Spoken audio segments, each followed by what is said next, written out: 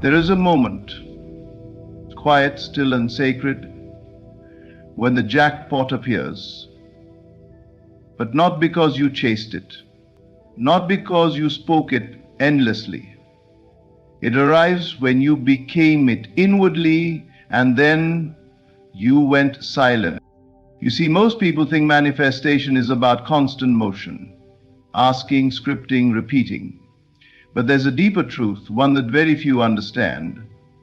Manifestation responds to the quiet certainty of the inner man, not the frantic noise of the outer world. It's easy to talk about your desire, it's easy to explain it to others, but do you feel it real? Do you walk in the end of it? Or are you still begging the world to give it to you? The jackpot, whether it's wealth, love, healing, or purpose, does not come to the one who shouts the loudest. It comes to the one who has already received it within. Silence is not weakness. Silence is not passivity. Silence is power. It is the point where the world can no longer distract you from your inner truth. It is where your assumption settles into fact. Have you ever had a moment when you stopped talking about it, stopped journaling, stopped explaining, and suddenly it came? That was not a coincidence. That was your spirit aligning with the truth that it is already done. When you go silent, not out of doubt, but from confidence, you signal to the universe, I have it. There's nothing more to discuss. And in that moment, something shifts. The energy changes. Your vibration stabilizes. You no longer want it, it's yours. And the physical world, like a faithful servant, moves to confirm what you now silently know. The jackpot manifests when you stop checking the clock, when you stop talking about it to others, when you enter the scene in your imagination and remain there without resistance, in silence.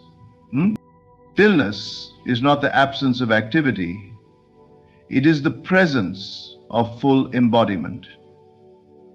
When you are being, there is nothing left to ask. You don't plant a seed and keep digging it up. You leave it in the dark, in the still, in the soul. And that silence is what brings it to life. Go quiet, go within, and become the man or woman who already holds the winning ticket, not because you said it, but because you are it. Remember, the jackpot is not out there. It is not won. It is accepted, claimed, and it shows up when you no longer need to make a sound. True creation begins not with sound, but with silence. It begins not in the frantic efforts of the mind, nor in the loud demands made of the world, but in that still and sacred space within, where nothing is spoken, and yet everything is known. It is in this silence that the true seed of your desire is planted, and where it is nurtured by the very presence of your being. Here it is, beyond. Most people believe that to create is to strive, to chase, to constantly ask. They flood their minds with affirmations, their journals with declarations, and their days with endless repetition of what they want. But there is a deeper mystery, known only to those who have discovered the power of stillness. For it is not through speaking that the universe is commanded, but through being. And being is born in silence. Silence is not empty. It is full, pregnant with creation. It is the place where the invisible takes form, where the formless becomes shaped by consciousness. In silence, all distractions fall away. The opinions of others no longer crowd your mind. The need to explain yourself disappears. The urge to chase dissolves. And in that emptiness, something begins to stir. The outer world is loud. It screams of lack, of delay, of reasons why it hasn't happened yet. But the inner world is quiet and yet all-powerful. when you enter that inner silence, not to beg, not to seek, but simply to dwell in the state of your wish fulfilled, you are stepping into the true seat of creation. Here you do not ask for the thing you desire, you become it. The silence becomes your sanctuary. The moment you stop talking about it, stop trying to convince yourself or others, and simply rest in the knowing, the creation begins. You are not waiting for the world to give it to you. You are giving it to yourself by assuming the state of already having received. That assumption, felt quietly and deeply, becomes the command to the universe. Do not mistake silence for passivity. Silence is the most active force in the world when it is born from inner conviction. The one who is truly silent is not lost. They are focused. They are aligned. They are no longer wavering between doubt and belief. They are no longer needing evidence. Every great manifestation begins with a moment of stillness, a pause, a breath, a quiet choice to turn within and see what cannot yet be seen with the outer eye. In this space, the world has no hold on you. You are free. Free to imagine, free to become, free to create without interference. In silence, the seed is planted, it grows in the dark. It is nourished not by effort but by certainty. And when the time is right, it bursts through the soil of physical reality, not because you pushed it, but because you trusted it. Silence is the womb of creation. Guard it, honor it, retreat into it daily. And within that holy silence, allow yourself to become the one who already has what you once only dreamed of. Desire is not meant to be explained, argued for, or validated by others. It is meant to be felt deeply, vividly, and completely. Talking about a desire often becomes a form of delay, a way of keeping it outside yourself. The mind wants to describe, dissect, and understand, but the soul already knows. The soul feels, and that feeling is the only thing required to call it into being. When you speak endlessly about what you want, you are often revealing that you do not yet have it. Words can become a mask for doubt. You say, I want this, or I'm working on manifesting that, because you have not yet stepped into the state of already having it. But desire, when it is truly alive, does not demand verbal confirmation. It becomes a silent certainty. It moves from concept to embodiment, and embodiment happens through feeling. To feel your desire real is to step into the version of you who no longer longs for it, because they live in the experience of it. You do not need to explain to the world why you deserve it. You do not need to justify it, rationalize it, or earn it.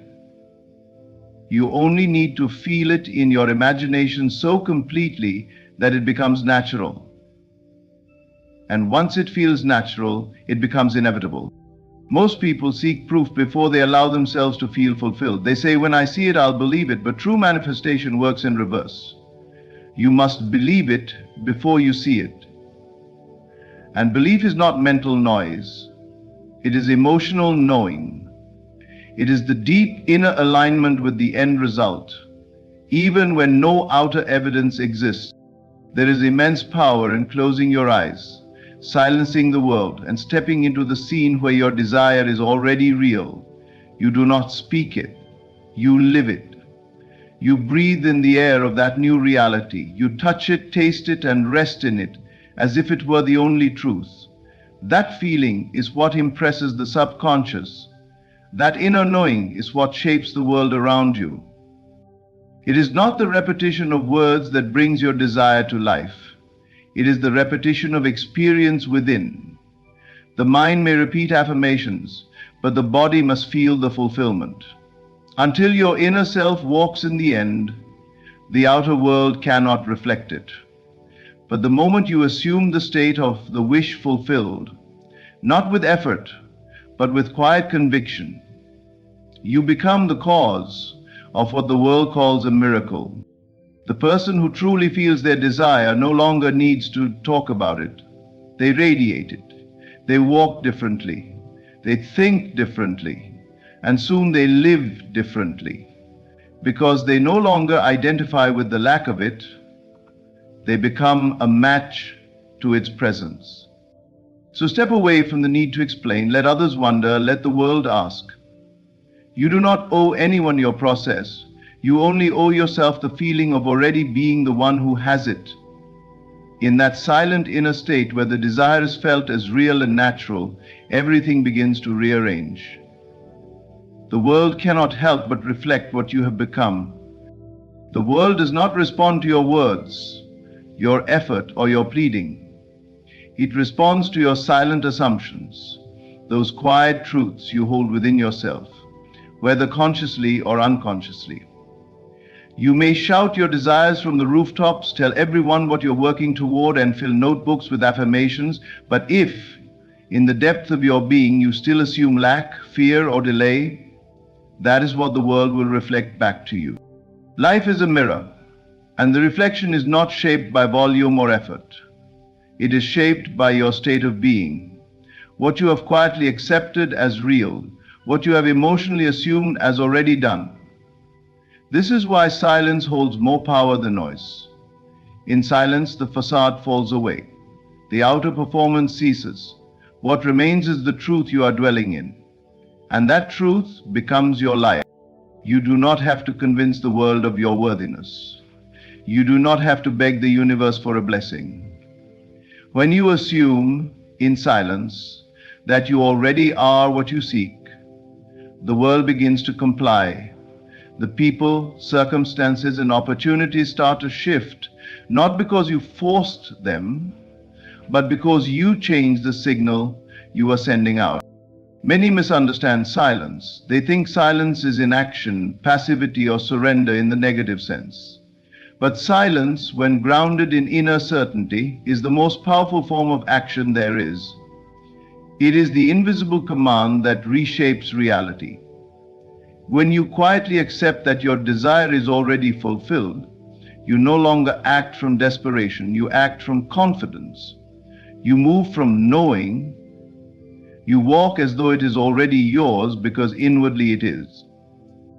What you assume in your imagination, what you embody without needing to declare it to the world, that is the seed of manifestation. A man may say he wants wealth, but if he still feels like the poor man inside, the world will continue to reflect lack. A woman may say she desires love, but if she assumes abandonment or unworthiness, that assumption will color every relationship. The mirror never lies. It only reveals. This is why the work is always internal. You do not need to fix the world. You only need to fix the image you hold within. Change your assumption, and the reflection must follow. And that assumption is not formed by repetition alone. It is formed by feeling. It is made real when you step into the inner knowing in silence that it is already done. Silence is not the absence of life. It is where life is born. It is the stillness before the wave, the quiet before the manifestation. In that sacred silence, you are not waiting, you are becoming. And when you become it within, the world cannot help but follow suit. So withdraw from the noise, cease the endless declarations, go inward. Find that place where your desire already lives and rest there. Assume it quietly, confidently, and completely. The world will not respond to what you say. It will respond to what you are. There comes a moment in every true act of creation when the noise fades, the struggle ceases, and the inner world falls into stillness. That stillness is not emptiness. It is a signal. It tells you the work is done. The feeling has been accepted. The desire has been claimed. You no longer need to reach for it because something within has already received it. This is not a place of waiting. It is a place of having. and it arrives not with excitement or urgency, but with a deep, steady peace. The mind, so often consumed with questions, how, when, why, begins to grow quiet. The urgency to control or fix things melts away. The inner noise that once doubted, questioned, and demanded begins to lose its power, and what remains is stillness. But this stillness is not passive. It is rich, it is alive. It is the surest sign that the seed of your desire has taken root. You do not need to see immediate evidence in the outer world to know that manifestation has begun. You only need to feel the inner shift. When your heart is full, when you can rest in the joy of having, even before it appears, then you are in the state of fulfillment. That is the end. That is the answer. Creation does not require constant repetition or effort once the seed has been planted. A farmer does not return to the soil every hour to dig up what he planted. He knows that once the seed is placed in the earth, it is being worked on in the unseen. In the same way, when your inner world reaches that point of calm assurance, when the thought of your desire brings a smile, not a craving, you are done. The stillness confirms it. This is not the same as giving up or letting go in defeat. It is the surrender of faith, not the surrender of despair. It is the kind of letting go that only happens when you know something is already yours. You have felt it. You have walked in the end, and now you no longer need to strive.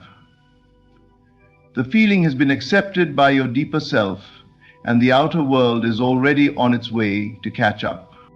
Silence, in this context, is not the absence of thought. It is the presence of knowing. It is the inner quiet that says, I have it. Without speaking, without effort, you dwell in the feeling of completion. You no longer look for signs, because you are the sign. Your stillness is the proof that your assumption has become your identity. The world may not yet see what you see. That's irrelevant. Manifestation is not about convincing others. It is about embodying the truth within. And when you are truly still, truly full, the echo of your fulfillment begins to reverberate outward. Life rearranges itself around your state of being. So when you feel that stillness rise within you, honor it. That is the sacred moment. That is the signal. The desire has been received. The shift has occurred. And now all you must do is remain in the knowing. The silence is the seal. The seed is planted. The outcome is assured. The outcome is assured. There is a great misunderstanding about the power of words when it comes to manifestation. People believe that the more they talk about their desires, the closer they are to them. They share their dreams, explain their goals, seek validation, and endlessly affirm what they want. But in truth, constant talking often reveals that the desire has not yet been accepted within. It is still separate. It is still a wish, not a reality. And as long as you keep speaking about it without embodying it, you are delaying its arrival. Talking can easily become a way to keep what you want at arm's length. It's as if you are rehearsing a role you hope to play someday rather than stepping into the identity of the person who already has the role. You explain your vision to others, but inside, you are still uncertain. You haven't won the feeling of it being real. You haven't entered the state of fulfillment. And until you do, the outer world cannot mirror it back to you. Manifestation does not come from saying the right words. It comes from occupying the right state. And that state is reached through feeling, not speaking. Words can point to the desire, but only feeling brings it home. When you feel it real, when you live the inner experience of having, being, or doing the thing you want, it begins to manifest without noise. Quietly, naturally, effortlessly. There's something powerful that happens when you go silent, when you stop explaining, when you stop needing others to understand or agree. In that silence, you shift from seeking to being. You no longer look for signs, you become the sign. You no longer talk about becoming wealthy, you move, breathe, and feel as the one who already is. And that feeling is what sets everything in motion. This is not about denial or repression. It is about embodiment. The person who has already received does not need to keep announcing it. The winner does not convince others they have won, they live it. When you internalize your desire so completely that it becomes part of your identity, it starts to show up externally. And often it does so when you least expect it, because you're no longer looking for it. You are it. Talking is a sign of reaching outwards. Feeling is a sign of reaching inward. The moment you cross over from discussion to embodiment, the manifestation process accelerates. The jackpot finds you, not because you chased it, but because you aligned with it. In stillness, in certainty, in feeling. You don't need to explain what you're creating. You don't need to announce your transformation. You only need to feel the reality of it within you so clearly, so consistently, that the world has no choice but to mirror it. Let silence become your companion. Let feeling be your language. Let the outer world remain uninformed while your inner world becomes alive. The desire fulfilled is not something you talk about, it's something you live. And once you live it inside, it becomes undeniable outside. Manifestation does not happen when you cling, beg, or chase. It happens when you release, not from hopelessness but from fulfillment. When you finally let go, not because you've given up, but because you no longer need it, you have entered the sacred space of detachment. And in that space, everything begins to unfold. Detachment is not coldness. It is not disinterest. It is not apathy. It is inner completion. It is the deep realization that what you desire is already yours, and therefore there is nothing left to seek. You stop needing it because you already feel the joy, the satisfaction, the identity of being the person who possesses it. And from that space of wholeness, manifestation occurs naturally, effortlessly, silently. Neediness pushes your desire away. It announces lack. It tells the subconscious that what you want is still separate, still out there, still not here. The more you long for it, the more you place it in the future, the more you talk about someday, the further away that day becomes. But when you shift into detachment, when you feel so secure, so full, so convinced within, there is no more waiting. You have already arrived. This inner shift is subtle yet powerful. You may still desire something, but you are no longer desperate for it. You are no longer searching for evidence, asking for signs, or doubting your worthiness.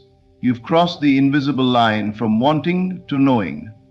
You've stopped knocking on doors and started walking through them in your imagination. And this is where silence becomes sacred. Silence is not surrender to failure. It is surrender to fulfillment. It is entering the state where nothing more is required. You are not passive. You are not idle. You are still. And that stillness is filled with the energy of having. The jackpot does not come to the one who is loud, restless, or constantly trying to make it happen. It comes to the one who has already accepted it internally. The one who has walked in the end, tasted the feeling of the outcome, and now moves through life with calm certainty. This detachment is not absence, it is presence. It is total absorption in the state of the wish fulfilled. You stop checking the clock, you stop needing reassurance, you stop asking whether it's working. Why? Because in your world, it already has.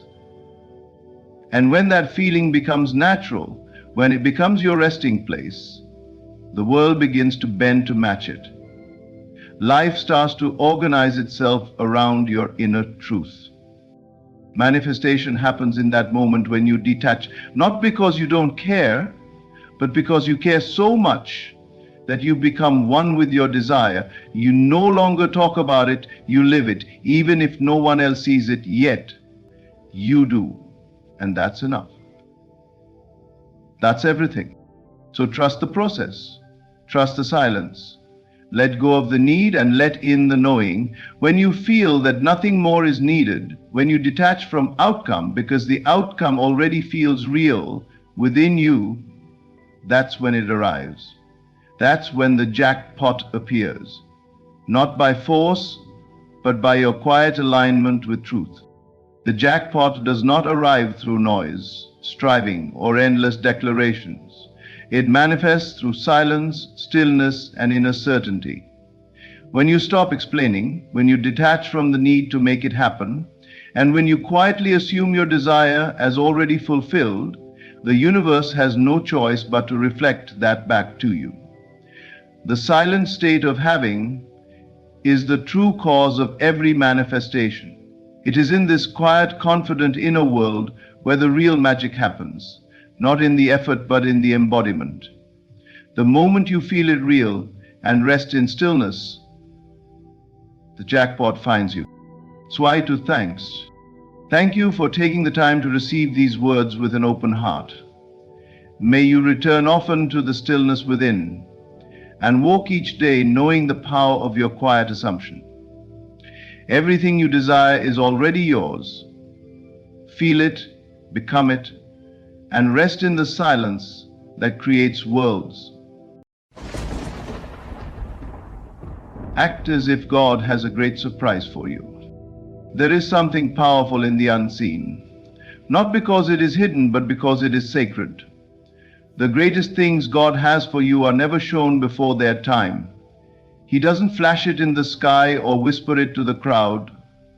No, He conceals it in silence, wraps it in the ordinary, and waits to see, will you walk like it's already yours? Act as if God has a great surprise for you. Live today with the posture of expectancy, not desperation. You do not chase what is divine. You align with it. You prepare the space. You lift your head. You smile for no reason, because your spirit knows. You don't need proof. You are the proof. You are the one who walks with calm certainty in a world frantic for evidence. Others wait for a door to open. You move as if you've already walked through it. Take as if the conversation has already shifted in your favor. Dress as if you are already where you've dreamed of being. Think as though the ink has already dried on your victory. Why? Because the surprise isn't being created. It's being revealed. The moment you accept that, life starts to respond differently. People show up with offers. Doors crack open at odd hours. Peace replaces panic. And the surprise you once prayed for shows up like it was always yours. This isn't acting in pretense, it's acting in faith. And faith is not blind.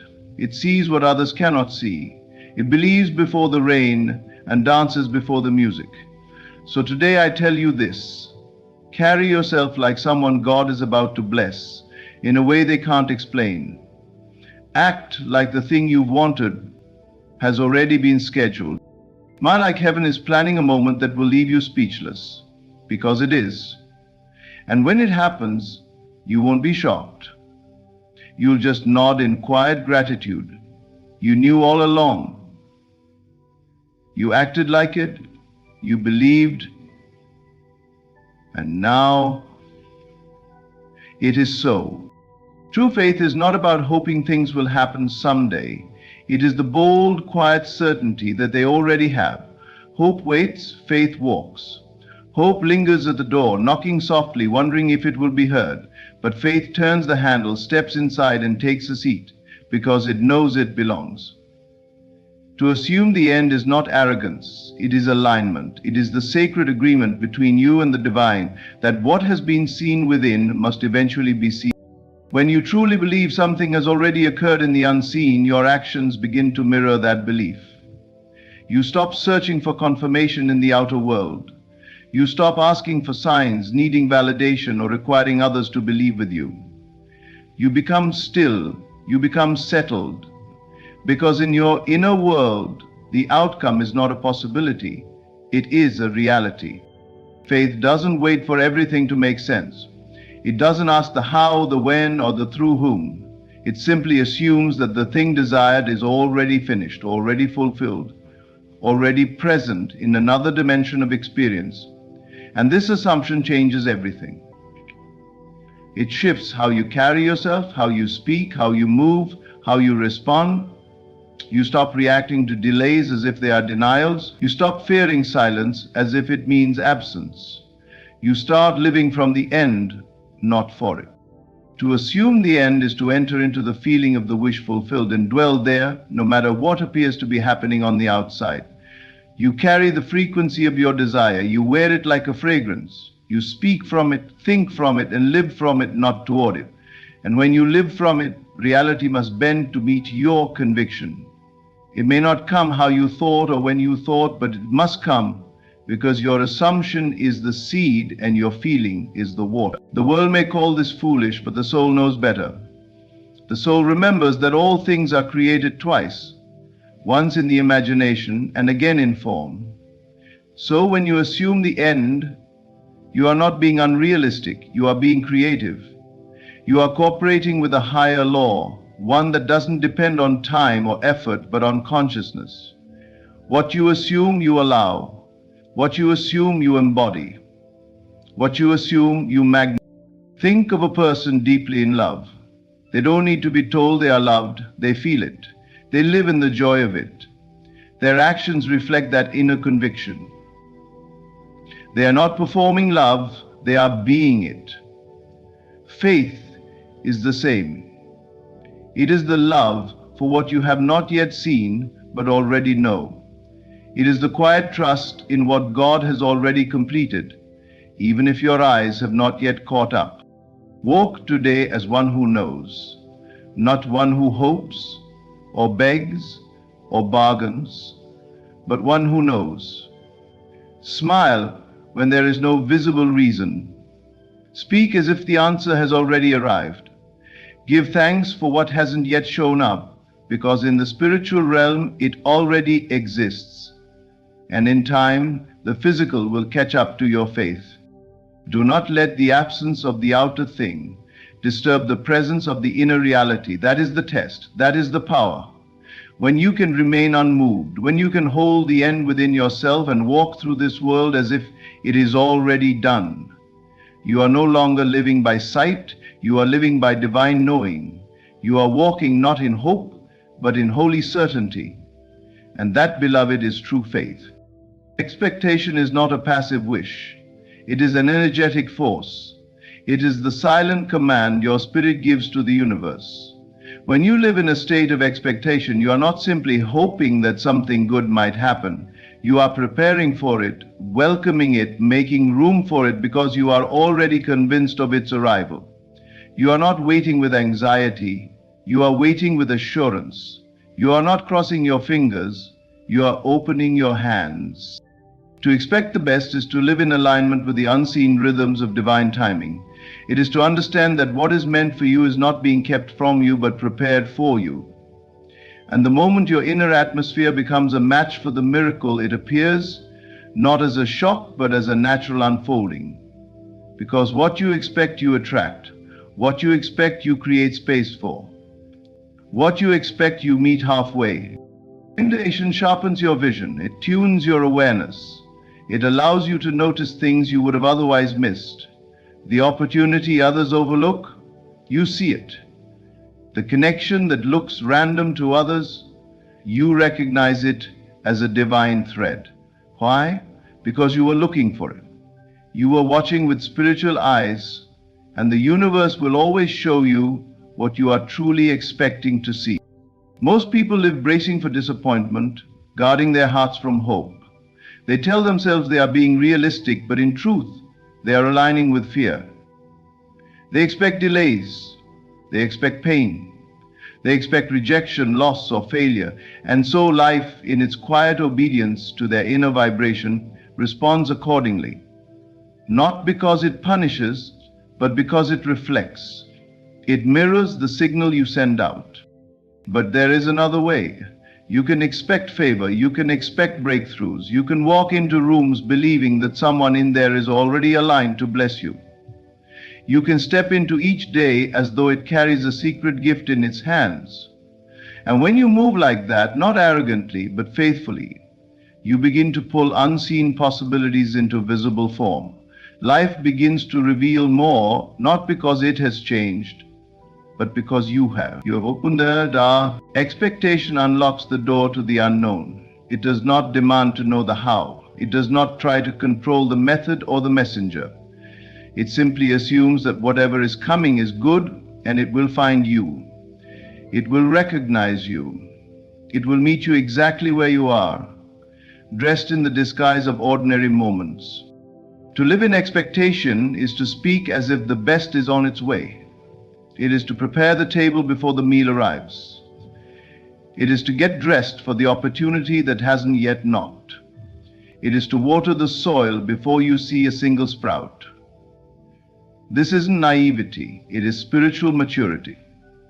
It is inner authority. It is trust not in what is seen, but in what is promised. You were never meant to walk through life anxious, desperate, or uncertain. You were meant to walk through life with the quiet confidence of one who knows they are guided, supported, and blessed. Expectation is your agreement with the divine that what you need is already set in motion. That while you cannot see it, something is shifting, something is aligning, something is drawing closer. You do not need to chase it, you only need to expect it. And expectation is not noisy. It doesn't have to announce itself, it simply stands, poised, still, unwavering. Because it knows that when the soul believes, the unknown becomes known, the invisible becomes visible, and the impossible becomes inevitable. So live, expecting the best, and watch how the best comes looking for you. The words you speak within yourself carry more power than the words you speak aloud. Your inner speech is the script by which your outer world performs. It is not what you say to others, but what you consistently say to yourself that becomes your truth. If you speak lack, life will echo it. If you speak abundance, even in silence, life will mirror it. The world is not responding to your outer voice. It is responding to the quiet, consistent tone of your inner dialogue. Every day, without realizing it, you are affirming something. You are either affirming what you want or what you fear. You are either agreeing with the life you are choosing or the one you are tolerating. And your results, your circumstances, your experiences, your relationships are simply following the pattern of your internal speech. The world outside bends to the story you are telling inside. When you speak to yourself as the one who is still waiting, still lacking, still needing, you remain tethered to that experience. You beg for what is already yours. You plead for what is already near. But when you speak as the one who has, as the one who is already living in the answered prayer, you change the entire tone of your being. You shift from asking to allowing, from chasing to attracting. To speak as the blessed is not to lie to yourself. It is to tell a deeper truth. It is to align with the spiritual reality even when the physical reality has not yet caught up. You speak not to describe what is, but to create what is becoming. You do not look at the current conditions and say, "This is who I am." You look at the truth you carry in your heart and say, "This is who I already am." And when your inner conversation changes, so does your atmosphere. Your energy shifts. You carry yourself differently. You start to feel different emotions, not because anything outside has changed, but because you have. You begin to align with what you have claimed.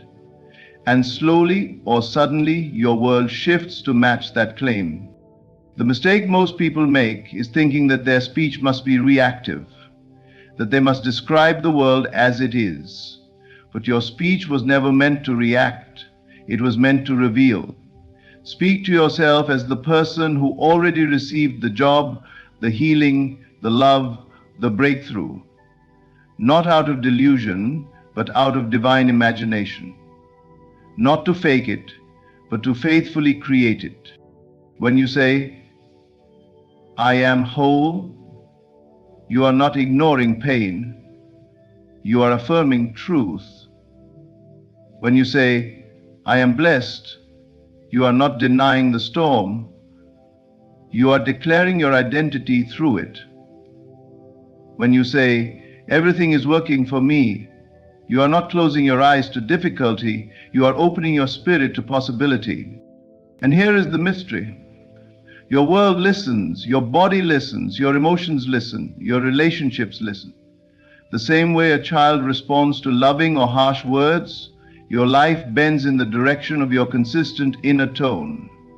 If you speak peace, you will start to feel it. If you speak favor, you will start to see it. If you speak from gratitude, even before the gift arrives, you will draw the gift faster. So guard your inner speech like a sacred river. Do not pollute it with doubt, fear, or anger. Let your self-talk reflect the miracle, not the mess. Let your internal language carry the sound of the fulfilled, not the forgotten. You are not a beggar in this life. You are not waiting at the gate of favor. You are the one who has been chosen, prepared, and appointed. Speak like it. And as your inner words rise to match the reality of your divine nature, your outer world will follow. Because your inner speech was never just a whisper, it was always a command. What feels like delay is not denial, it is divine preparation. It is the quiet orchestration of a life that is being shaped behind the curtain, away from your sight, but never away from your destiny. The waiting you feel is not empty, it is pregnant with purpose. What you call nothing happening is actually everything happening, just not on the surface where your eyes can see. It is the unseen alignment of time, people, places, and moments, woven together so perfectly that when the surprise arrives, it will not only be right, it will be undeniable. You may feel forgotten, but you are not. You may feel still, but you are moving in the mind of God. And the movement of God is not always fast, but it is always exact. It is precise. It does not rush to meet your impatience, but it will not be late to fulfill your purpose. What is meant for you is being built in silence, so when it shows up, it speaks loudly. So clearly that even your doubts will bow to it. The divine timing does not ask for your understanding, it asks for your trust. And trust is tested in delay. Faith is refined in silence. The seed planted does not sprout overnight, but each day in the soil matters. Each moment of invisibility is part of the growth. And so is your waiting. The delay you face is not a punishment, it is a protection. It is a process. There are things being worked out in the background. The doors you thought should have opened didn't, for a reason. The relationships that ended to clear space. The opportunities that slipped through your fingers were not lost, they were rerouted. Because what is truly yours will never require force. What is truly yours is being prepared, and you are being prepared for it. The waiting season is your time to become the version of you that can hold the blessing without breaking under it. You are not just waiting for something, you are being shaped into someone who can handle the weight of the blessing with wisdom. Someone who doesn't just receive the surprise, but honors it. Someone who has depth, clarity, and strength, not from ease, but from endurance. And the delay is what gives birth to those qualities. It humbles you, deepens you, matures you. It teaches you to find peace without proof. It trains you to believe without seeing. It conditions your spirit to praise without evidence. And when you have learned how to rejoice in the unseen, you become magnetic to the seen. You draw the very thing you thought was far away. because your energy now matches it. Your readiness meets its arrival. There will come a moment when everything will make sense. The closed doors, the lonely nights, the long prayers, the silence. You will see the hand of God in it all. You will see how every no was really a not yet. You will look back and realize that the delay was not an absence, but an arrangement. And when the surprise comes, you will understand why it took the time it did.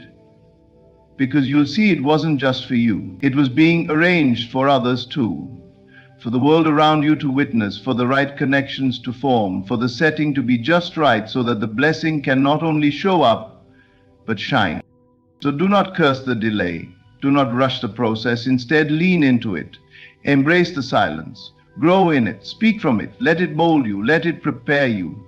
Because what is coming will not need explanation. It will need only recognition. It will be so complete, so aligned, so divine that you will know it was worth the wait. And you will no longer call it a delay. You will call it destiny, right on time. Imagination is not a child's game or a fantasy to be outgrown. It is the womb of all that will ever come to be. Everything that has ever been created began first in the unseen realm of thought, vision, and inner belief. What you dare to imagine with clarity and conviction, you begin to breathe life into. You are not simply daydreaming when you see yourself healed, abundant, loved, or fulfilled. You are planting a seed in the sacred soil of creation, and with faith it will grow. To see the end from the beginning is the divine way. It is the way of creators, not reactors. It is the path of those who understand that circumstances do not dictate reality, consciousness does. If you can hold a picture in your mind with love and faith, it will find its way into your world. Not through effort alone, but through alignment. Not through struggle, but through surrender to the unseen truth that already is. The problem is, most people look at what is missing and call it truth. They look at the absence of money and say, I am broke. They look at the absence of love and say, I am alone. But that is only what the senses can perceive. The senses are not the final authority. They are limited to what has already manifested. But imagination taps into what is becoming. It reaches into the invisible and pulls it forward. When you live in the feeling of what's coming, you no longer fear what's missing, because in your world, nothing is missing. It is only waiting to be revealed. This is why you must protect your imagination like sacred ground. You must not fill it with worry, doubt, or worst-case scenarios. You must not rehearse pain when you could be rehearsing joy. You must not feed fear when you have the power to nourish faith. What you continually imagine, you prepare for. You build emotional muscle around it. You start making decisions from it. And soon, the outer world reflects what the inner world has long rehearsed. The imagination is not neutral. It is always working, either for you or against you. It is always bringing something closer. If you imagine failure, you empower it. If you imagine rejection, you invite it. But if you imagine favor, you prepare a seed for it. If you imagine miracles, you make space for them to land. So, dare to see the end even when the middle looks messy. Dare to live in the joy of what is coming, not someday, but now. Feel it in your bones, walk in it, let it color your mood, your choices, your tone. When you live in that state of having already received, the world cannot help but respond. You become the embodiment of your vision. You start to act, speak, and move as one who already has it, and this draws it closer. This is not pretending, this is creating. This is not delusion, it is devotion to a deeper truth. You are not lying to yourself when you imagine the good. You are aligning with the part of you that knows it is possible, that knows it already exists, just not yet in physical form. But everything that is visible was once invisible. Everything you can touch was once only imagined. The world around you is not as solid as it seems. It is malleable, flexible, obedient to the dominant images you carry within. So ask yourself, what vision am I feeding? What end am I choosing? Am I living in fear of what I don't have, or joy for what is coming? Choose to live in the joy. Choose to stay pregnant with possibility. Speak from the end. Feel the outcome. Nourish your imagination daily as you would water a garden, because when you live from the end, the beginning will catch up. And what was once only a quiet vision in your mind will become the loud reality of your life. The greatest surprises in life are not reserved for those who wait with anxious eyes, hoping for a sign, watching for a miracle, or constantly seeking reassurance. The great surprise belongs to those who dare to walk in trust, unshaken by the circumstances around them, and who remain alive in belief, regardless of the world's fluctuating conditions. It is not the fearful who receive the blessing, but those who live with an unwavering faith, confident that what is promised will manifest in perfect timing. You see, faith is not a passive act. It is not about waiting for life to give you a reason to believe. It is about choosing to believe, regardless of the evidence. Faith does not demand proof, it creates proof. It does not look for confirmation from the world. It confirms the world through its unwavering stance. The fearful live by what they see, but the faithful live by what they know, deep in their spirit. They know that the invisible is more real than the visible, and they live as though the divine hand is always at work, even when the evidence is hidden from their eyes. Faith does not look for signs. It does not search for clues to tell you that everything is going to be okay. It does not require confirmation from the outside world to believe in the goodness of the universe. Rather, faith walks through life, even when there are no signs, trusting that the signs will show up when the time is right. Faith believes first and foremost in the divine order, in the invisible currents that guide the universe. It trusts that everything is working behind the scenes, even when the scene before you seems unclear. Faith says, I believe it is already mine, even when the world says it isn't here yet. And this is the key. Faith moves without needing proof. It is the step taken without seeing the next one.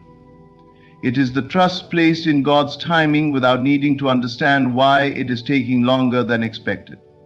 The great surprise of life does not come to the person who is constantly checking the door to see if it will open, but to the one who walks away from that door in complete trust, knowing that if it is meant to open, it will, without them having to force it. Living with faith means living blind to the circumstances. It means believing in the promise before the manifestation. It means acting with confidence, not because everything looks favorable, but because you know that the favor of God is already in motion. It means walking with your head held high, not because there is an outward reason to do so, but because your inward knowing is stronger than any external condition. You are not moved by what you see. You are moved by what you believe. The fearful, on the other hand, wait for the world to show them signs, for the world to prove that things are changing, for confirmation before they can trust. They look for a reason to have faith, rather than creating faith from within. Their hearts are heavy with doubt, and their eyes are trained on the temporary. But the faithful are not moved by the temporary. They are moved by the eternal promises planted in their souls. They are not looking for circumstances to change before they believe. It is because they believe that circumstances change. This is why the surprise comes to the faithful, because they are the ones who are ready to receive it, even when the world says it's not possible. They walk as though what they desire is already on its way. They are not deterred by time, circumstance, or challenges, because they know that faith is the magnet that draws everything into alignment.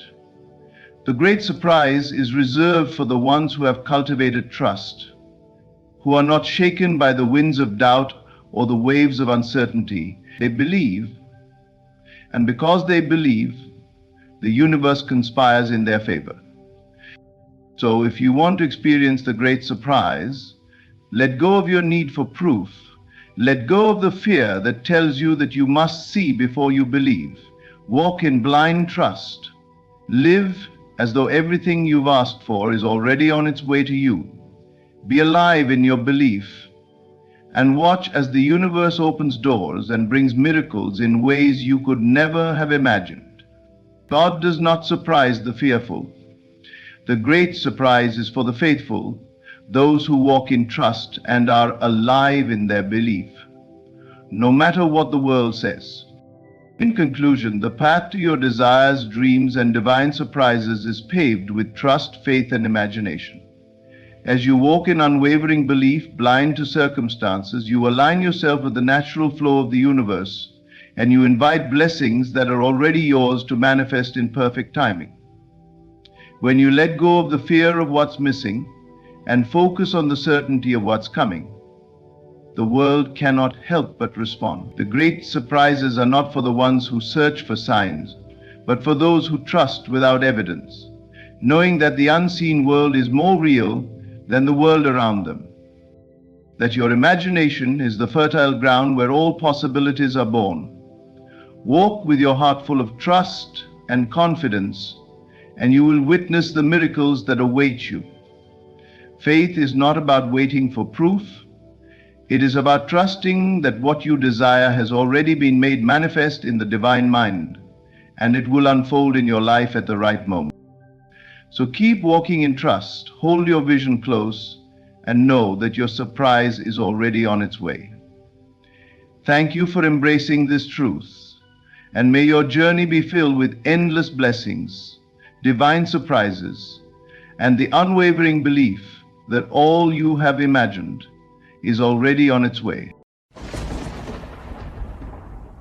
Close your eyes, not just to shut the world out, but to see clearly.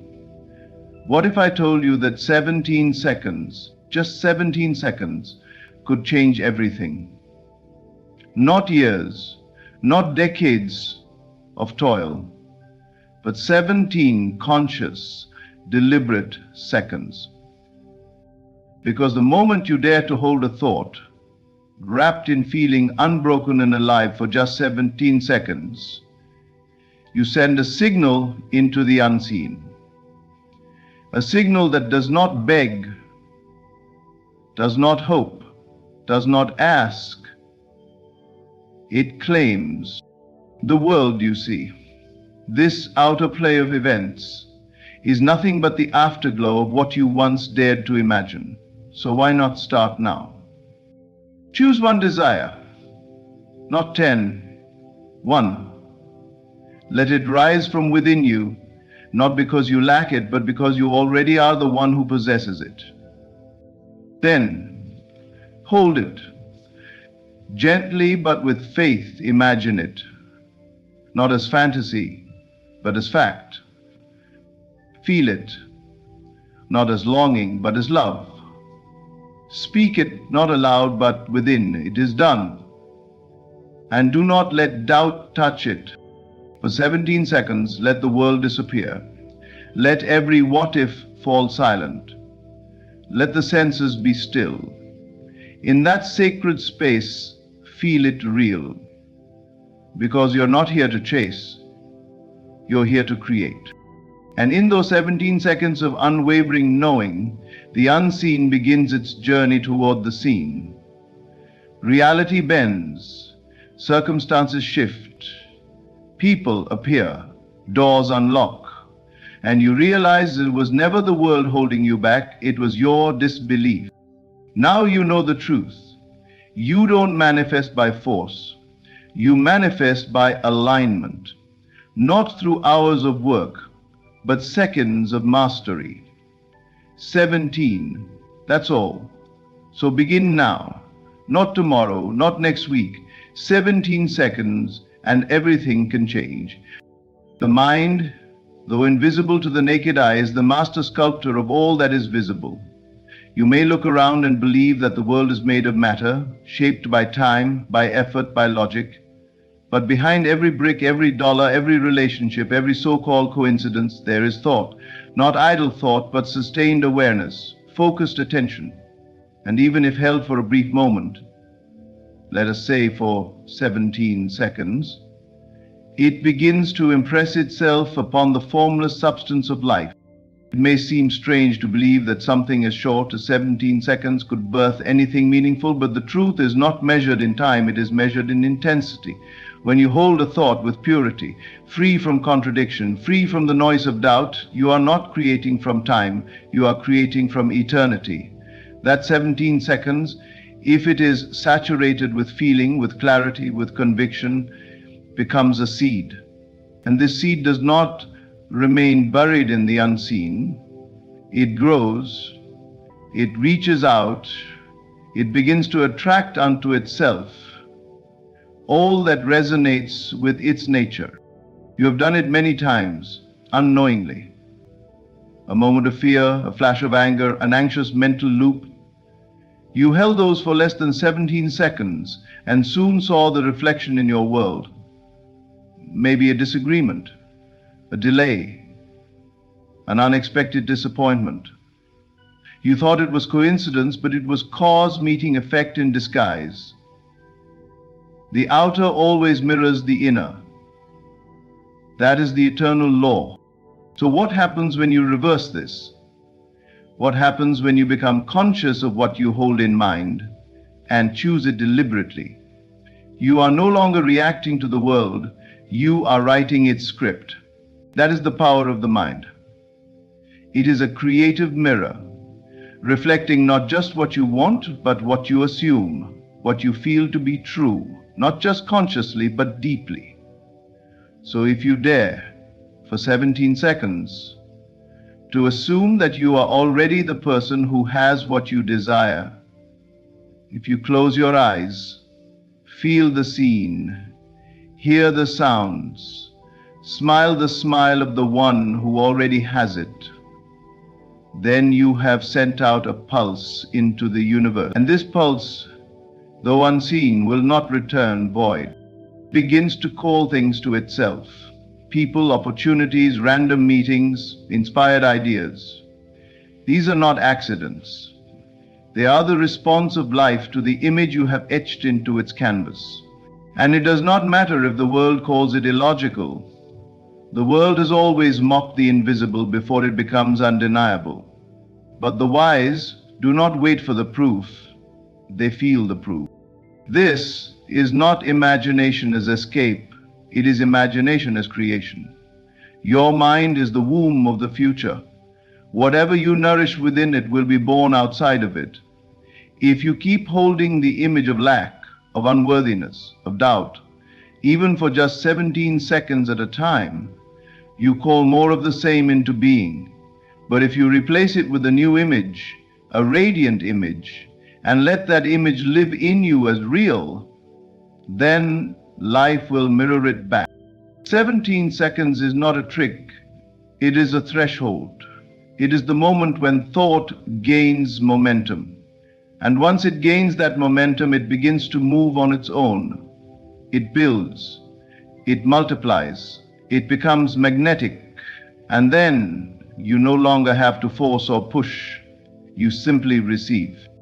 Everything in your world began in the unseen. Every change you seek begins within you. So do not wait for the world to shift. Shift within. Start with just 17 seconds. It may seem small, but it holds the power to open every door. Thought alone is not enough. A thought, no matter how well constructed, no matter how often repeated, is powerless unless it is charged. And what charges thought? Emotion, feeling, the life force of the soul. You could repeat a desire 1,000 times, yet if it is hollow, if it lacks emotional depth, it is but an echo in the wind. But let that same desire be felt, truly felt, and it becomes a magnet, a living, breathing force pulling unseen realities into form. The difference is everything. You see, it is not merely about what you think, it is about how you feel when you think it. A thought of abundance spoken with fear creates more lack. But a single moment of imagining wealth paired with gratitude and certainty begins to shift the entire field of your life. Feeling is the bridge between the invisible and the visible. It is the link between the thought and its manifestation. When you feel something deeply, your subconscious accepts it as real, and once accepted, it begins to organize your reality to reflect that inner acceptance. This is why those 17 seconds are sacred. If you simply think, I want this, without emotional commitment, the universe hears nothing. But if in those 17 seconds you feel what it's like to already have it, to hold it, to enjoy it, to be transformed by it, then you are no longer asking, you are receiving. Emotion is the key that unlocks the vault. It is the current that electrifies the image.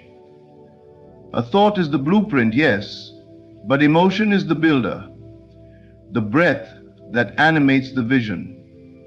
Without it, the desire remains a shadow, a sketch. With it, it becomes flesh. So, when you close your eyes and enter the inner world, do not rush. Breathe, slow down.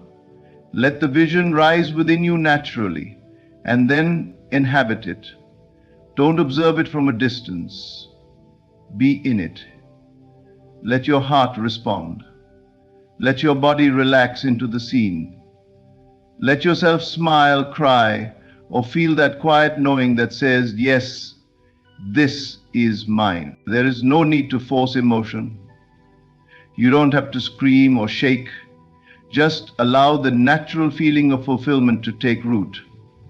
What does it feel like to be loved, truly loved? What does it feel like to be wealthy and free? What does it feel like to live your dream life? Not someday, but now. Those feelings, when held sincerely and vividly, are more powerful than years of effort. They are magnetic. And the universe does not resist emotion. It responds to it with perfect precision. If your desire has not come, do not ask for a new method. Ask instead, did I feel it, or did I simply think about it? There lies your answer. If you can think the thought and feel it into reality, if even for 17 seconds, you have done more than most do in a lifetime. Because when emotion and thought become one, they form a new reality. You begin to align with the version of yourself who already lives that truth. And when your inner world matches the frequency of your desire, it must appear in your outer world. Not by chance, not by manipulation, but by divine law. Emotion is the magnet. It is the soul's affirmation that what you see inside is already true. So the next time you take those 17 seconds to imagine, make them count. Don't just see the image, be it. Don't just think the words, feel them, know it, claim it, own it, and then let go. For what is fully felt and believed no longer needs to be chased. It begins to chase you. Focus is not merely attention, it is devotion. It is the sacred act of choosing one thought, one image, one reality, and saying to the universe, this is what I accept. This is what I claim. In those few seconds, when you are utterly focused, without distraction, without doubt, you become more than a thinker. You become a channel, a portal, a doorway through which the unseen becomes seen. The world around you is layered, veiled. Most live only in the visible, reacting to what their senses tell them. But the deeper truth, the one that governs everything, is hidden in plain sight. It is not out there, it is within. And the key to that hidden world is focus. Imagine holding a single thought for 17 seconds. Not drifting, not wavering, not letting your mind wander to yesterday's regrets or tomorrow's fears. Just now, just this moment. Just one pure idea held with unwavering attention. In that state, the outer world begins to blur, and something remarkable happens. The inner world starts to rise.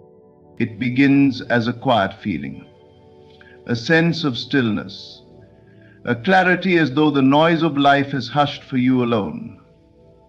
The image you hold becomes more than imagination. It becomes presence. It feels close, alive, almost real enough to touch. And in that moment, you are no longer thinking about it. You are thinking from it. This is the difference that makes all the difference. For most, the mind jumps from thought to thought like a stone, skipping across water, never sinking, never penetrating the depth. But when you focus, when you dare to still the surface and let the thought rest, it begins to sink. It enters the deeper layers of consciousness, the place where seeds are planted, where reality takes root. You see, the mind cannot hold two opposing realities at once. If you are focused, truly focused, there is no room for doubt. There is only what is, and what is becomes what will be. In those 17 seconds of pure focus, you do not need to ask. You do not need to plead. You are not convincing the world to give you something. It already exists. You are aligning with it. You are becoming the version of yourself who lives it now. So guard your focus. Treat it as sacred. Choose your thought carefully, then honor it with your full presence. Let the world fall away for just a moment. Let the image rise and take shape. Breathe it in, feel it unfold. Walk in it as though it were already so, because it is. And when you emerge, when those 17 seconds are complete, you will not return the same. You will carry that energy with you. And the world in turn will respond, not because you forced it, but because you focused. The greatest illusion is that the world outside holds power over your destiny. But the truth, quiet, persistent, and eternal, is this: imagination is the only reality. Everything you have ever touched, every experience you have lived, first existed within the mind. The outer world is nothing more than a delayed reflection of your inner state. What you imagine with clarity and conviction does not simply influence your life, it becomes your life. The moment you accept this, you step out of reaction and into creation. You begin to understand that what the senses tell you is not the final word. The facts of the moment are not fixed. They are movable. They bend and shift in response to the vision you hold within. You are not bound by appearances. You are not limited by circumstances. You are only ever confined by the images you continue to entertain as true. So if the world outside tells you that something is missing, love, wealth, freedom, do not look to the world to fix it. Turn inward. Close your eyes and see differently. Imagination is not daydreaming. It is not fantasy. It is a sacred act of creation. When you enter a scene inwardly and saturated with feeling as though it were unfolding right now, you activate the power that shapes your entire existence. You become the author rather than the character. You speak as the voice of the script, not the one reciting it. And here is the secret. The world must rearrange itself to mirror the inner world you sustain with belief. You may ask, but how can I believe in what I do not see? And the answer is simple. You already do. You believe in fears that haven't happened. You worry over events that may never occur. You give life to invisible shadows. Why not give life to light? To imagine with intensity is to impress your mind with a blueprint so vivid, so real, that the subconscious accepts it without question. And once accepted, it sets in motion a series of events, people, and circumstances to bring that vision to life. It doesn't matter if logic says it's impossible. Imagination transcends logic. This is why a person can be surrounded by poverty and still walk with the confidence of wealth, because inwardly they are rich. They feel it, know it, live from it, and so it must come. not by chance, but by law. The outer must conform to the inner. But this requires discipline. The world will tempt you to believe in facts. It will try to convince you that what you see and hear is the whole story. Yet the wise turn inward. They persist in the assumption that what they imagine is already true, and in time, the world proves them right. So choose your images carefully. Don't replay the past. Don't rehearse fear. Imagine what you want, not what you fear. See yourself as already transformed. Hear the words that would be spoken if your dream were realized. Feel the peace, the joy, the gratitude of having it now, and then rest in that feeling. The facts will scream otherwise. Let them.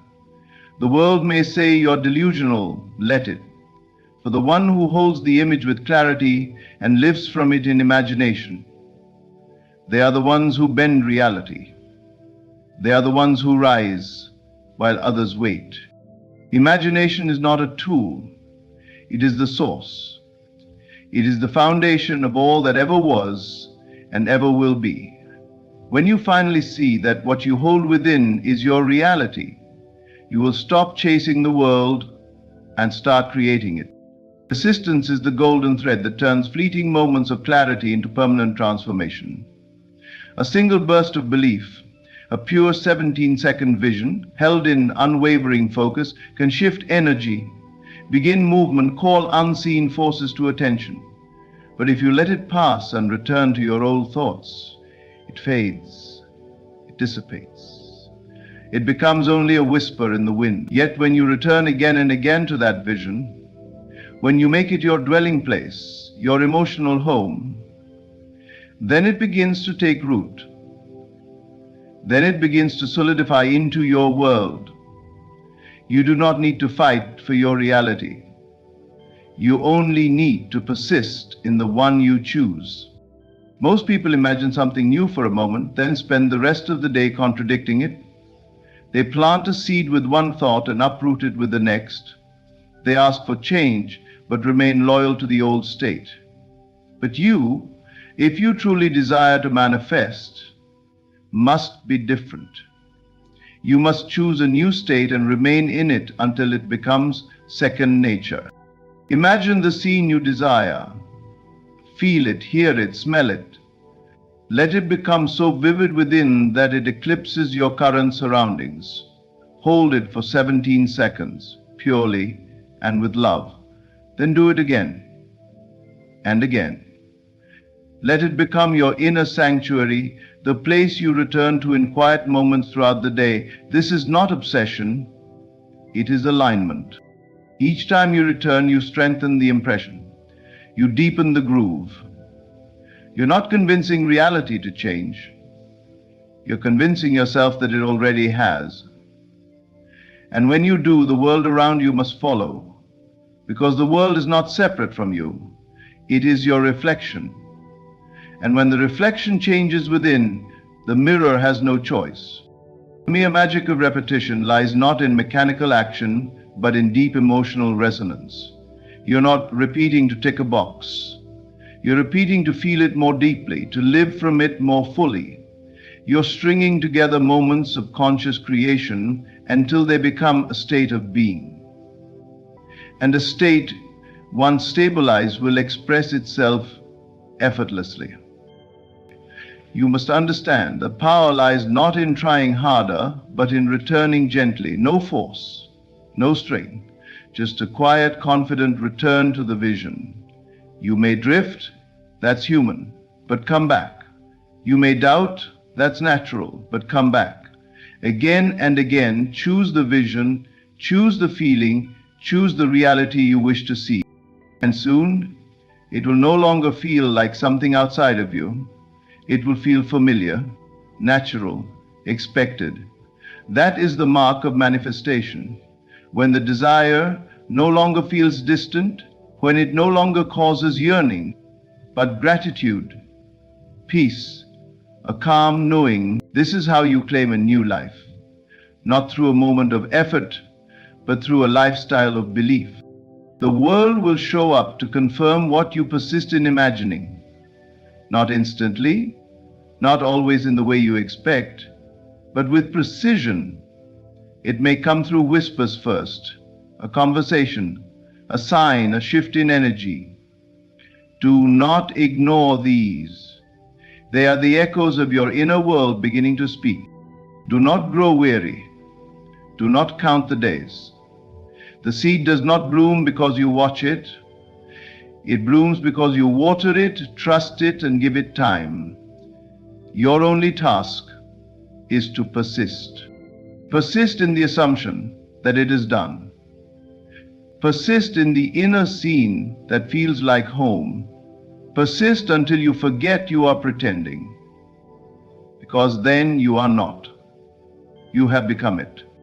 And when you become it, life must meet you there. Not because you forced it to, but because you stayed.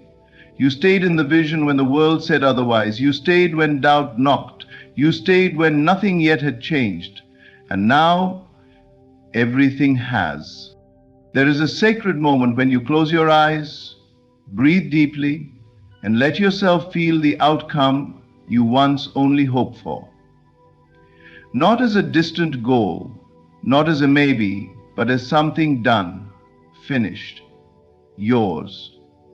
In that moment, you shift everything. You collapse the time between the desire and its fulfillment, not by effort, not by pleading, but by assumption.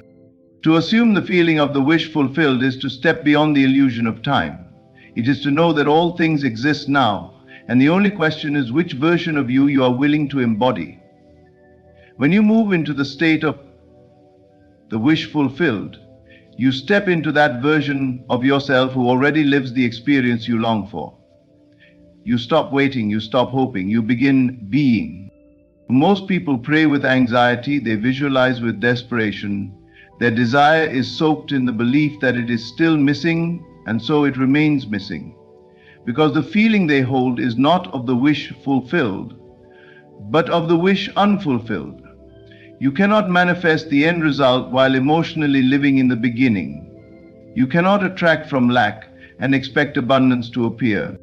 To collapse time is to dissolve the waiting game. It is to live the result before it arrives in form. You sit in the chair of your new self. You wear their peace. You speak their gratitude, and the world bends to mirror the truth you have chosen. Time is only the measure between assumption and evidence. And when assumption is absolute, time dissolves. This is not pretending. This is not acting as if, in the shallow sense.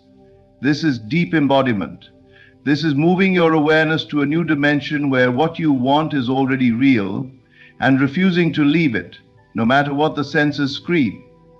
The facts may deny it, the circumstances may contradict it, but you remain loyal to the feeling, because the feeling is the signal. The feeling is the frequency. And the frequency is what draws the experience to you. You do not attract what you want, you attract what you are. So the question is simple. Can you feel yourself already having it? Can you feel yourself already being it? Can you fall so deeply into the state of the answer that the question dissolves? What happens when you assume the feeling of the wish fulfilled? Your vibration changes. Your thoughts change. Your decisions change. You no longer doubt. You no longer search. You align. And alignment is what calls the unseen into form. You're no longer waiting for signs. You become the sign. Let others hustle, worry, and chase. You know better. You know the secret. If you can feel it now, it must show up later. The delay, if any, is just the time it takes for the outer world to catch up with your inner shift. That is not a problem. That is not a punishment. That is precision. So assume the feeling, not for 5 seconds, not just once a day, but as a dwelling place. Return to it in quiet moments. Visit it like an old friend. Let it become so familiar that it is no longer imagination, but reality. Because once the mind accepts it as done, the world does too. This is the power that reshapes your life. Not effort, not willpower, but assumption. Quiet, unshakable, certain. The moment you feel the wish as fulfilled, it is fulfilled. All that's left is for the world to catch up. And it will. Perfectly. You now hold the truth in your hands. The power to manifest anything in just 17 seconds, not through struggle, not through force, but through focused thought, emotion, imagination, persistence, and assumption. These are not idle concepts, they are sacred laws. The mind is your mirror, emotion is your magnet, focus opens the door, imagination reveals the truth, persistence anchors the unseen into form, and assumption collapses time itself. If you will only hold the vision, feel the outcome, and return to it again and again with love and conviction, then nothing can be withheld from you. The world must bend to the state you choose to live in. This is the secret the wise have always known. You are not here to chase, you are here to create. So close your eyes, go within, and claim the life that already belongs to you. Thank you for listening. May you never forget how powerful you truly are. Do not ask how, do not wonder when. These are the questions of a mind still asleep to its own power. There is no distance between you and wealth, save for the illusion that you must earn it. I tell you now, you already are what you seek. You are not the beggar knocking at the door. You are the owner of the house. Look not to your bank account for proof of your wealth. Look instead to your inner vision. For what you accept as true within, the world must mirror without. The treasure does not come after the feeling, it comes because of it. So feel now. Assume the state of the one who no longer desires, because they already possess. Let your spine straighten with the confidence of financial freedom. Let your thoughts be dressed in the silk of abundance. Walk as the millionaire does, not in arrogance, but in ease. For nothing is missing from the one who knows. Do not try to get rich. Be rich in consciousness first. Stop trying so hard to make it happen. Let it be. You must believe, not by force, but by familiarity.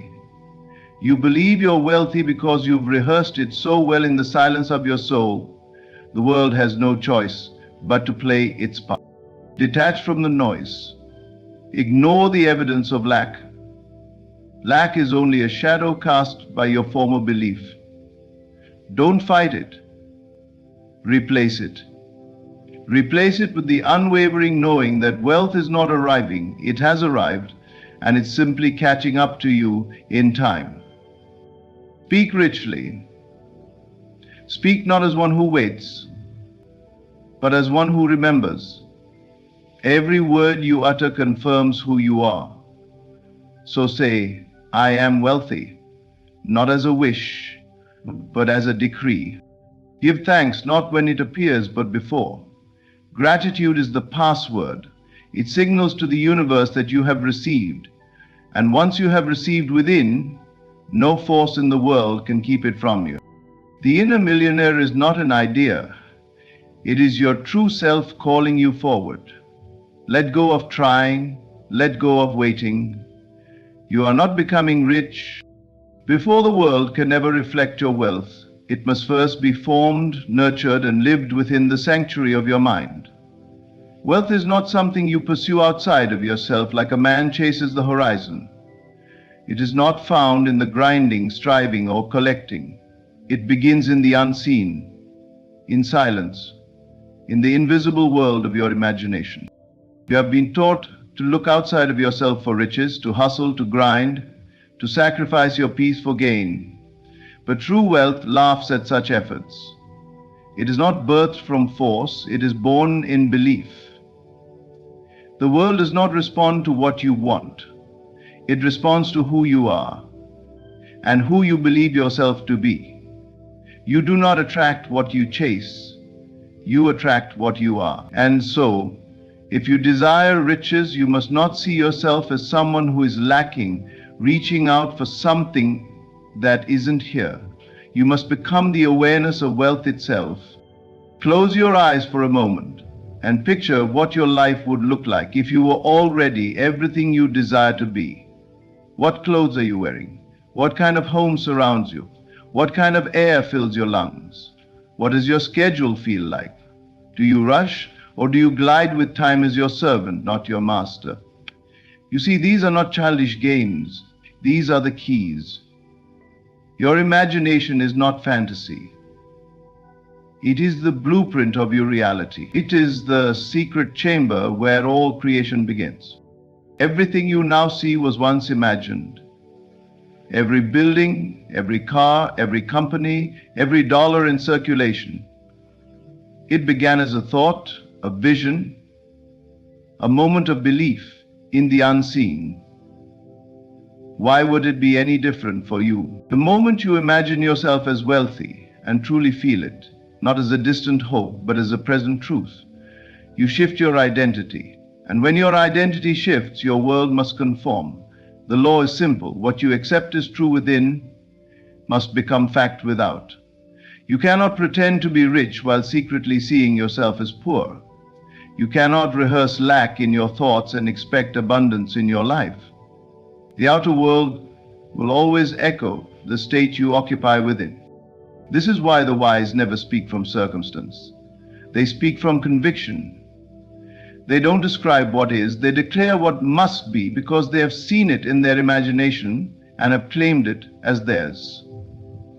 They walk in faith, not blind belief, but inner knowing. You are not just a body in the world, you are consciousness, awareness, imagination in motion. You are the projector, not the screen. And so if the movie you're watching is full of scarcity, you don't change the screen, you change the film. You change the inner assumptions. You dare to believe something new, something greater. See yourself now as the one who already has, not someday, not after the promotion, not when the market changes, now. See it. Live in that vision, speak from that place, think from that place, give thanks from that place. Your feelings will confirm when you're there. Peace will come, ease will come, and those are your true companions to wealth. Wealth begins in the imagination because that is the only place anything has ever begun. Your riches will not come from struggle. They will come from inner alignment. You're not chasing money. You are becoming one with the awareness of abundance. And once that becomes your natural state, your outer world will have no choice but to fall in line. There is a subtle but powerful truth hidden from the world, and it is this: you do not become wealthy by trying harder, you become wealthy by embodying the state of one who already is. The world has confused effort for creation, striving for becoming, and in doing so it has led many into exhaustion. But the secret has always been in the feeling. What you feel yourself to be is what the world will ultimately confirm. The mind seeks to fix the outer world, to hustle and manipulate events into place. But that path is endless and tiring. There is another way. It begins not with the outer, but the inner. Not with action, but with assumption. What if, in this very moment, you stopped seeing yourself as someone working toward wealth, and instead began living as someone who already possesses it? This is not make-believe. This is the core of transformation. To assume the feeling of already being wealthy is to step into a version of yourself that knows without doubt or hesitation that abundance is already yours. It is to feel the peace, the power, the freedom, and the quiet confidence that comes with knowing you are supported by life itself. When you feel wealthy, not for show or for others, but in the deep stillness of your soul, you begin to change what the world reflects back to you. You must understand, Feeling is the secret bridge between the unseen and the seen. Everything you desire already exists in the realm of the unseen, but it can only move into form when it is matched with the right emotional frequency. That frequency is not found in desperation. It is not found in fear or stress or lack. It is found in the calm, unwavering sensation of already having. So pause. Go within. Imagine a life where you no longer worry about money, where every need is met before you even ask, where opportunities flow to you with ease. Don't simply see it. Feel it. Feel the gratitude for that life. Feel the freedom. Feel the expansion. What does your body feel like in that state? How do you carry yourself? How do you speak, decide, and move through the day? Let that feeling become so real, so natural, that it no longer feels like a dream, but a memory of something that's always been yours. You don't need permission to feel wealthy now. You don't need to wait for a bank statement or a title or a business deal. The moment you wait, you have declared yourself separate from it. But the moment you feel, you claim it. You bring the unseen into being. And this is the great paradox. The feeling must come first. The feeling draws the form. The world of conditions and circumstances will follow your inner conviction, not because you forced it, but because you aligned with it. This is not law by force, but law by being. Every time you assume the feeling of being wealthy, you rewire the mind, you soften resistance, and you allow your world to reconfigure itself. It doesn't matter how far away your goals seem. Time is not your master, your state is. And the state you dwell in, emotionally and mentally, becomes your experience. There is no outer world without the inner world first breathing life into it.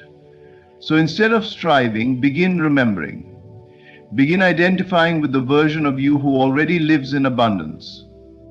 This is not about pretending. This is about returning to a truth that has always been quietly whispering within you. You are not becoming wealthy. You are awakening to the fact that wealth has always been within you, waiting for you to feel it real. Let that feeling guide you now, and the world will follow. The greatest illusion you will ever face is the belief that what you see with your eyes is all there is. Your senses, as sharp as they may be, are not sources of truth. They are messengers of your past assumptions. What you see, hear, and experience right now is not the ultimate reality, but a reflection of the state you have most consistently accepted as true within yourself.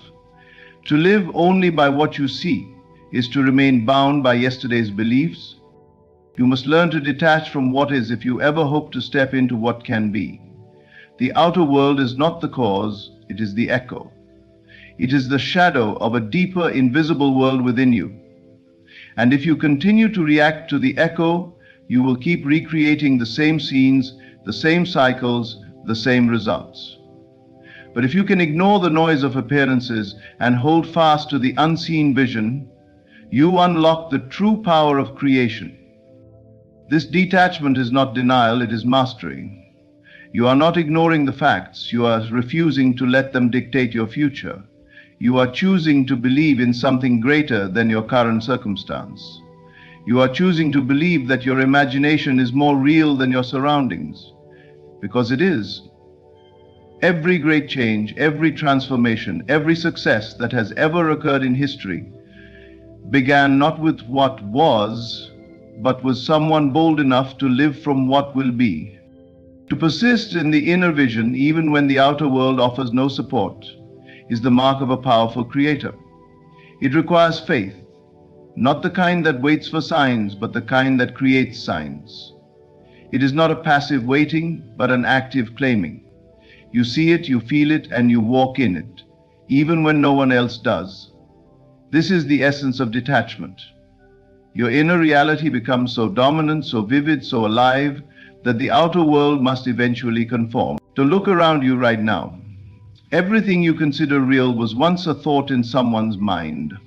Someone once closed their eyes and saw what no one else could see. They believed it before it existed. They walked in it before it arrived. That's the secret the world won't teach you. Reality is delayed imagination.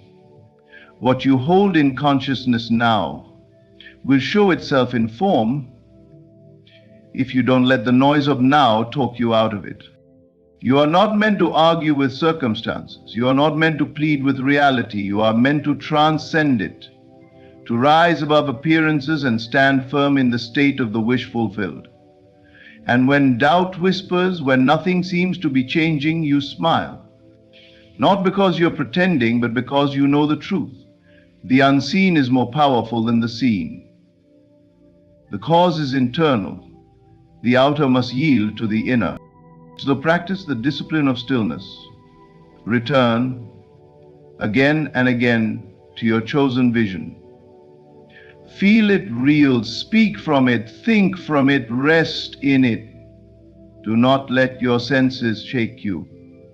Train them instead. Tell your eyes what to see. Tell your ears what to hear. Teach your body what it feels like to live in the end result. In time, the world will bend, not because you forced it, but because you refused to leave your inner post. You stayed loyal to the vision. You detached from what is, and you gave your loyalty to what must be.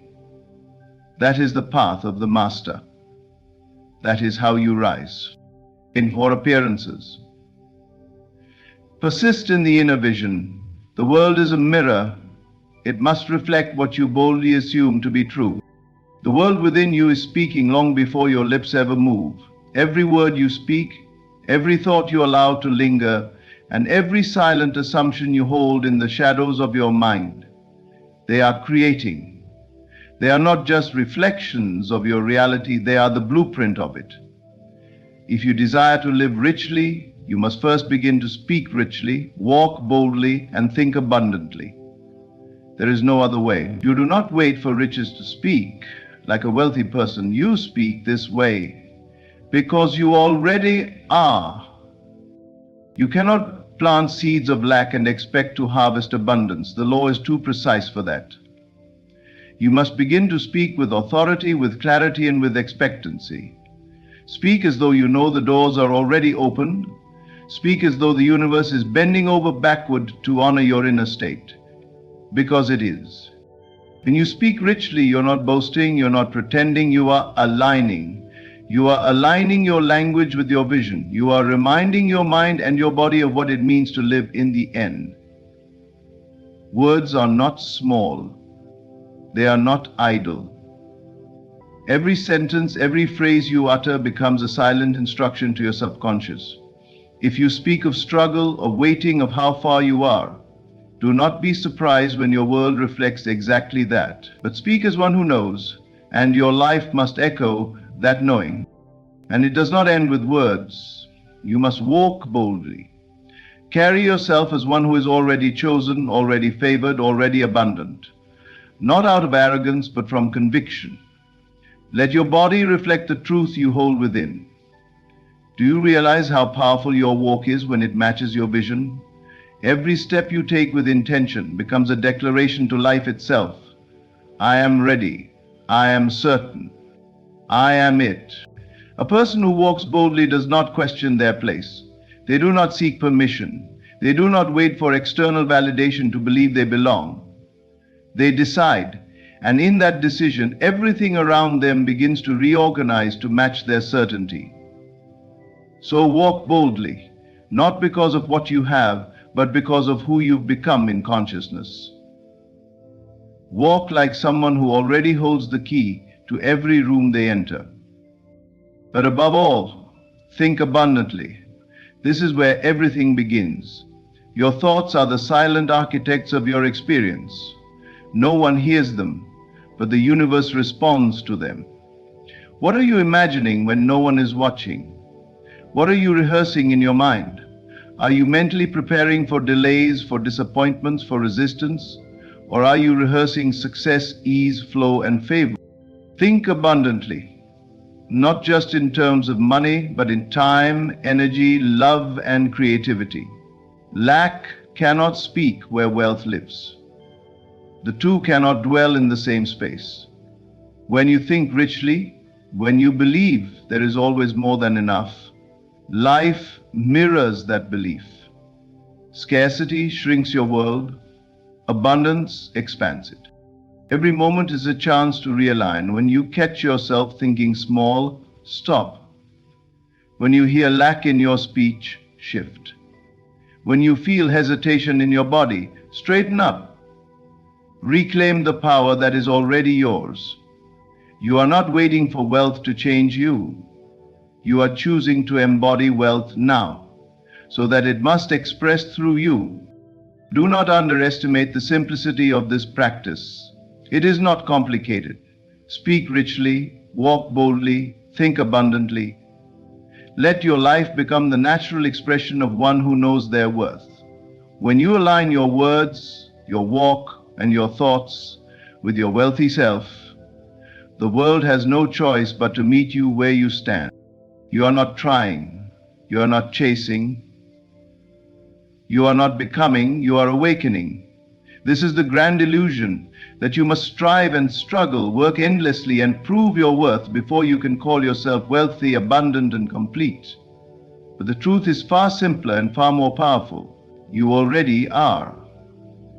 There is nothing to add, there is only something to remember. The millionaire is not a destination. It is a state of consciousness, a way of being, and it lives within you now. The moment you stop looking outside yourself for validation, permission, or proof, you begin to see clearly. The wealth was never out there. It was always encoded in you, quietly waiting for your recognition. You don't transform into a powerful creator.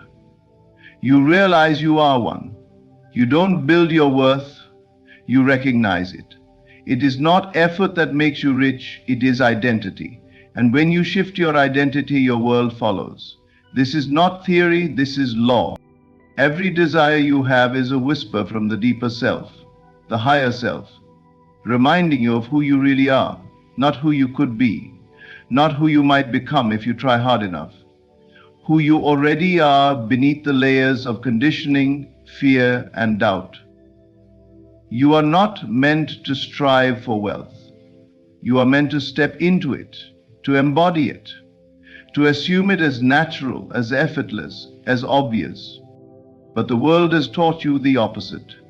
It has trained you to measure your worth by your bank account, your status, your job title, your past. It has told you that success must be earned and that abundance is reserved for the few. None of that is true. It is not truth. It is programming. And you are here now to unlearn it all. You do not have to convince anyone. You do not have to defend your vision. You do not have to explain why you feel destined for more. The only one you must convince is yourself. Because the moment you accept that you already are, life rushes to mirror that acceptance. Not slowly, not someday, instantly. The outer simply lags behind the inner by a moment. That is all. Everything you do from the awareness of I already am carries a different frequency. It's not forced. It's not desperate. It flows. You make decisions with clarity. You take steps with ease. You stop asking, how will this happen, and start declaring, this is who I am. And when your internal conviction deepens, the how becomes irrelevant, because the manifestation becomes inevitable. You are not becoming a millionaire. You are remembering that abundance is your nature, scarcity is the illusion, lack is the lie. And as you peel away the false ideas, you reveal the truth. You are never broken, never unworthy, never behind. You are simply asleep. But now you are awake. Feel the difference between effort and embodiment. One tries. The other knows. One hopes. The other lives it now.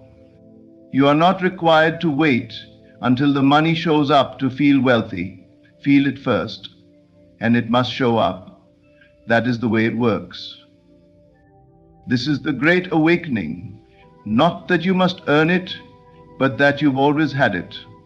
Not that you must chase it, but that it's chasing you.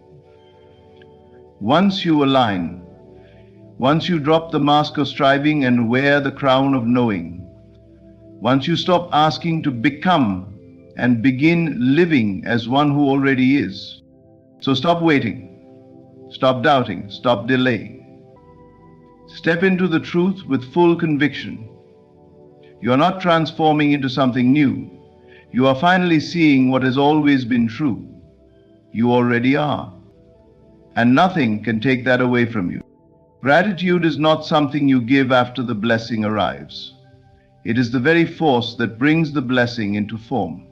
It is not a passive emotion. It is a powerful act of creation.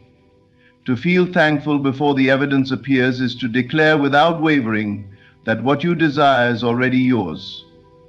Gratitude in this sense is the boldest expression of faith. It is proof that you believe more in the unseen than in the seen, more in the spiritual cause than in the physical effect. Most people wait to feel grateful. They wait until the money is in their account, until the opportunity appears, until the success is visible and confirmed by others. But that is not gratitude, that is observation.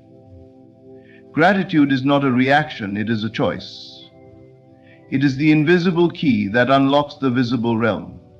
When you give thanks in advance, you are not pretending. You are aligning, you are placing your trust in the unseen hand that moves all things. This is why gratitude is so powerful. It bypasses doubt. It silences fear. It renders lack irrelevant. Because when you give thanks for something you cannot yet see, you are stating clearly to the universe that you no longer question its arrival. You no longer worry about how or when. You simply know it is already done. And the one who knows receives. Gratitude does not beg. It does not plead. It does not hope timidly. Gratitude declares. It says, thank you, not as a wish, but as a confirmation. Thank you for the abundance that is now mine. Thank you for the opportunities that are unfolding. Thank you for the success that has already occurred in the unseen. To live in bad new deeds, live as if the miracle has already happened. It is to wake up and say, thank you for the wealth that flows to me. Thank you for the health that radiates from me. Thank you for the joy that surrounds me. You do not wait to see it, you decide to see it now. And that decision is magnetic. Life rushes to meet the tone you set. The secret door to abundance is not locked. It simply requires a key that few are willing to use. Belief before sight. And gratitude is that key. It opens the floodgates because it proves that you trust the process, not partially, not occasionally. Every time you feel grateful, you are activating the law. You are shifting your focus from what is missing to what is already here in seed form, and what you focus on grows. Gratitude waters the soil of your consciousness. It nurtures the seed of your vision. It prepares your inner world to receive the outer manifestation. Start now. Even if your current reality seems empty, lacking, or delayed. Speak gratitude into the silence. Say thank you in the face of resistance. Praise in the presence of doubt. Rejoice not because it has appeared, but because you know it must. This is the sacred art of creation. The more you practice it, the faster things shift. Gratitude is not for the world, it is for you. It reshapes your inner landscape until your outer world has no choice but to catch up. It is the signal you send that you are no longer waiting, you are living in the answered prayer. You are walking in the reality that your old self only dreamed of. So give thanks now. Give thanks boldly. Give thanks without conditions. Let your gratitude be loud, consistent, unwavering, because it is through that door that all abundance enters. Gratitude is the sound of your faith speaking, and the universe always answers that sound. You are not here to chase wealth, you are here to realize it. Every word, every assumption, every inner feeling you've embraced throughout this journey is a key, unlocking the truth that you were never separate from abundance. The millionaire is not someone you must become, it is who you already are in the unseen, waiting to be expressed through consciousness, feeling, and belief. You've now remembered that wealth begins not with money, but with imagination. That you must assume the feeling of already being rich. Live boldly from the unseen vision. Think and speak in alignment with your higher self, and give thanks before it arrives. Because it has arrived in the world within. And that is where all things are born. There is nothing outside of you to wait for. There is only the moment when you know, deeply and without doubt, that it is already yours. That moment is now.